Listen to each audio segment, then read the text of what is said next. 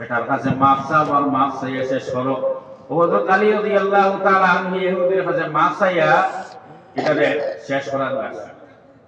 তো মাফ চাইতে চাইতে নবীজিয়াতান জালালি মিজাজ আর নবুয়তর যে শান আছে সেই শানের উপরে উঠিয়া কইলে এ ইহুদি ওবাই হলো আমার আল্লাহ রাব্বুল আলামিনের এক নাম হইল, যেটা আয়াত সূরা হাশরের শেষ আয়াত আমরা আল মুমিনুল মুহাইমিনুল আজিজুল জব্বার পড়িতে পাই না।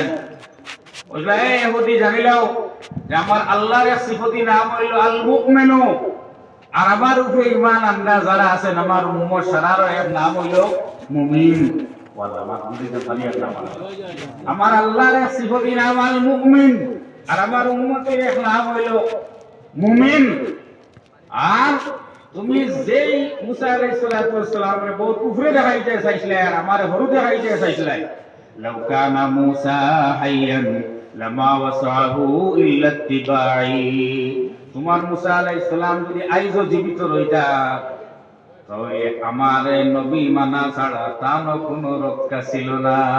সুবহানাল্লাহ কইতা না ইহুদি বলিয়া ইবাদি মারি সন্তুষ্ট হইল, আলিয়ে চাইয়া যে শেষ হইল। আর নবীজির টেম্পারও যেখানে হইছে ওখানে একবারে হাক্কা বক্কা আছে। এইটা কিতাব শুনলাম আর কিতাব হইল ই নবীর উম্মত খান থেকে কত হান আর ই নবীর ফজিলত খান থেকে কত হান। আর আমি জানে বড় দেখাইতাম সৈয়দ তাই নয়, এখন যদি উপস্থিত রইতে তবে মানিয়া দেওয়া লাগলো না, এর উপরে মানা লাগলো। আর এটা নবীজি কোয়ার উৎসর্গ হইল ওখান। আমি আপনারা এখন থেকে 10 মিনিট আগে বুঝাইছিলাম যে ফাল্লা কোন কাম বলে কোরআন শরীফের সাথে যদি মিলেও ফাল্লায় যদি মিলে তবে সেটা মিশার, আর যদি মিলে না তবে না।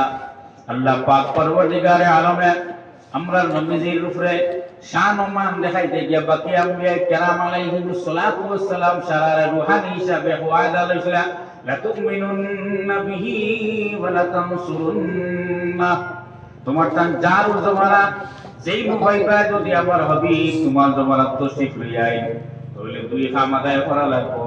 এক নম্বর কাম হইল লা তুমিনুন্না বিহি, অবশ্য অবশ্য তোমার জমানা যদি আমার হবি ভাই যাই তার উপরে অবশ্য অবশ্য তুমি তো ঈমান আনতে লাগবো। ওয়ালা তানসুরুন্না, আর তার মিশন দিয়ে তুমি তাই সহযোগিতা করা লাগবো, সাহায্য করা লাগবো।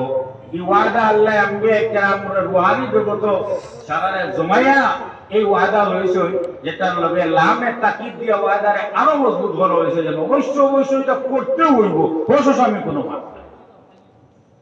আমার দুস্থ হল ভাই হল আমি যেটা আপনারা সামনে বুঝাই লাগলাম